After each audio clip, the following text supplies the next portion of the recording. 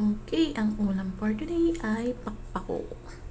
Tawag namin sa Ilocano yan mga idol ay pakpako. Masarap yan na kainin siya ng ganyan na lang. Hugasan mo ng mabuti. Tapos, sausaw mo na sa bagoong na may kamatis or may sili. Tapos, ayun. Sarap na. Yung iba din, pwede rin nila, niluluto nila, which is mawawala yung crunchy niya. Mas gusto ko din yung fresh, yung ganyan. Fresh lang siyang kinakain. Tapos, sinasawsaw sa bagoong na may kalamansi. Yummy! Thank you. That's for all today.